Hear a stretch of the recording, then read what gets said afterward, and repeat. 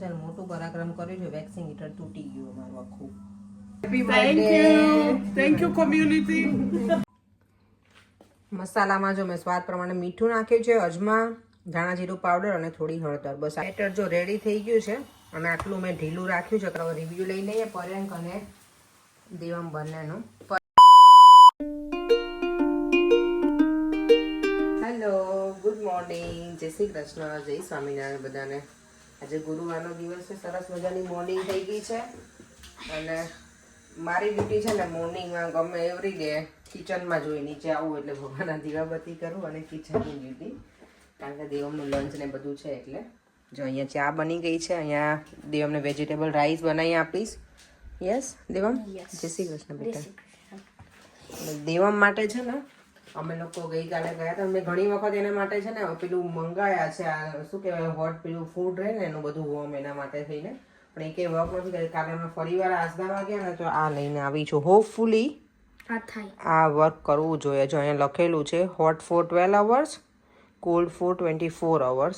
12 hours તો થશે because જો અહીંયા શું લખ્યું 8 વાગ્યામાં છે ને 8 વાગ્યા કરે એને 12 વાગ્યા સુધી તો પછી તો હા આ એટલે હોપફુલી રહેવું જોઈએ વોર્મ. એટલીસ્ટ હોટ ના રહે તો કાંઈ નહીં, પણ થોડું વોર્મ રહે તો સારું, કારણ કે અહીંયા ઠંડી બહુ હોય ને તો પછી સાવ ઠંડુ ફૂડ ના મજા આવે. સ્પેશિયલી જ્યારે મેં રાઈસ દેવમને આપ્યો હોય પુલાવ કે એવું ત્યારે ના મજા આવે. થેપલા ને એવું તો બિચારો ખાઈ લે છે. પછી પાસ્તા કે પાસ્તા એમ ઓછા આપું છું લંચમાં, પણ ક્યારેક આપીએ તો ગરમ હોય તો વધારે ખાવાની મજા આવે. એટલે ચલો ફરી ટ્રાય કરીએ આનું, કારણ કે મેં વચ્ચે 2 એવા છે મારી પાસે લંચ બોક્સમાં મંગાયા હતા, પણ વોર્મ નથી રહેતું ને દેવમ પેલું. ઓકે બતાવો ચાલ. જ્યારે દેવમ છે ને એના શું કહેવાય લંચ બોક્સનું ઓપનિંગ કરશે, એટલે કર બેટા જલ્દી. તો આ લેટ છે, એની આ સ્પૂન છે ફોલ્ડેબલ વાળું.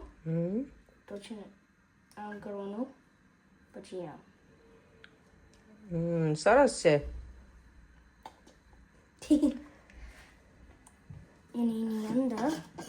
એની અંદર એમ્ટી. ચલો પહેલાં એને ધોઈ નાખીએ બેટા. ઓકે, પછી યુઝ કરવાનું. ચાલો તમે ફટાફટ દેવનમાં બનાવી લઉં.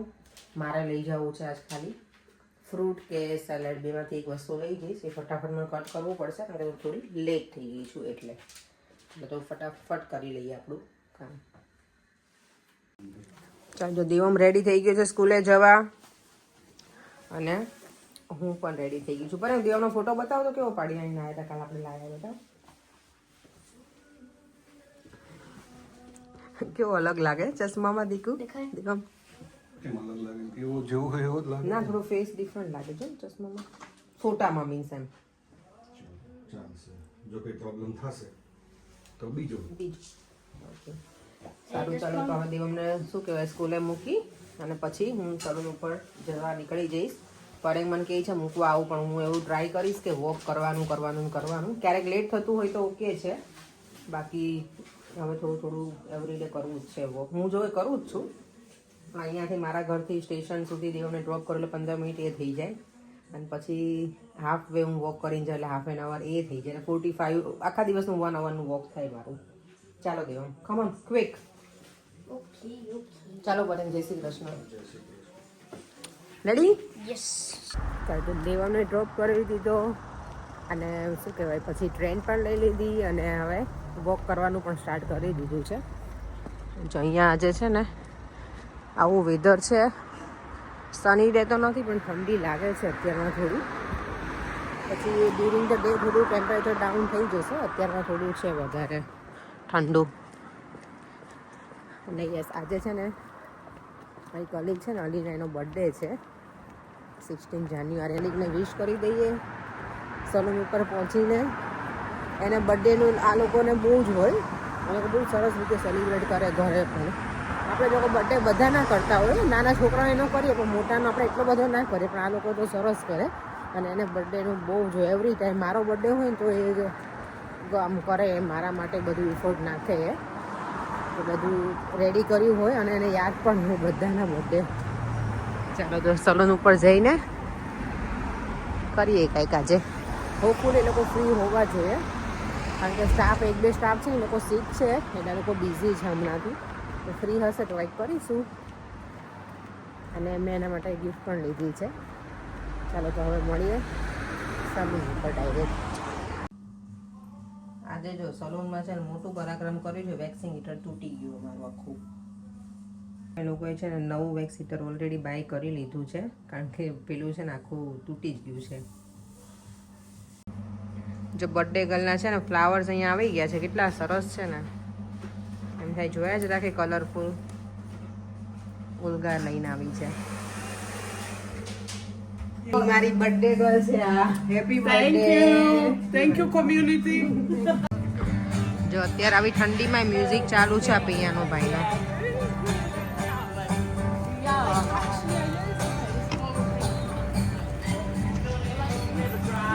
ચાલો હું સલૂનથી નીકળી ગઈ છું ઘરે જવા માટે. અને હવે ઓન ધ વે થિંક કરીશ કે મારે ઘરે જઈને ડિનરમાં શું બનાવવાનું છે. પહોંચી ગઈ છું. દેવમ, તારું લંચ બોક્સ કેવું રહ્યું બેટા? સારું. વોર્મ હતું એમાં? હે સરસ, મજા આવી તને? હા. ઓકે ચલો તો સક્સેસ ગયું ને આપણું લંચ બોક્સ આ વખતનું.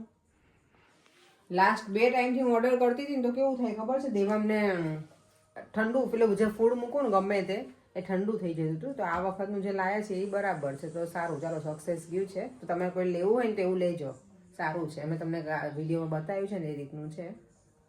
ચાલે, છોકરાઓને ગરમ ફૂડ રહે તો મજા આવે વિન્ટરમાં. સ્પેશિયલી સમરમાં તો ચાલે પણ વિન્ટરમાં કેવું સાવ ઠંડુ થઈ જાય ને તો પછી જમવાની મજા ના આવે. એટલે ચાલો તો હું ફટાફટ ફ્રેશ થઈ જાઉં. અને અત્યારે મને બનાવવાના છે ચણા લોટના પુડલા. તો એની હું પ્રોપર રેસીપી શેર કરીશ. અને ઘણા લોકો ચણાના શું કહેવાય, ચણા લોટના પુડલા કે અને બીજું કંઈક કે હું ભૂલી ગઈ નામ. એની ચાલો હું ફટાફટ ફ્રેશ થઈ જાઉં. અને જો ચણા લોટના પુડલા બનાવવાના છે ને, તમે પાલક, મેથી અને કોથમી એ બધું આમાં લઈ લીધું છે. અહીંયા ચણાનો લોટ છે, ટામેટું નાખી દીધું છે અને અહીંયા છે આદુ મરચાંની પેસ્ટ. એટલું રેડી કરી દીધું છે.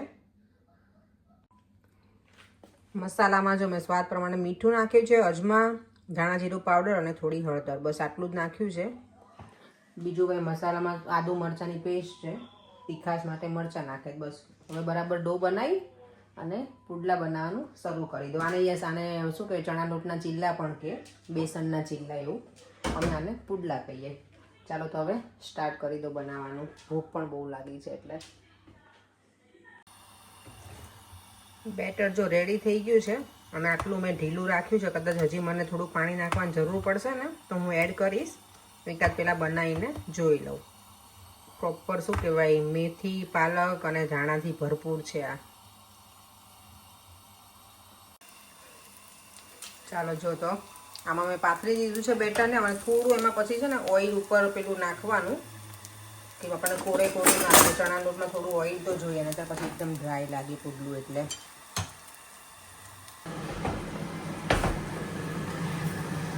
જો અહીંયા પુડલો બની રહ્યો છે.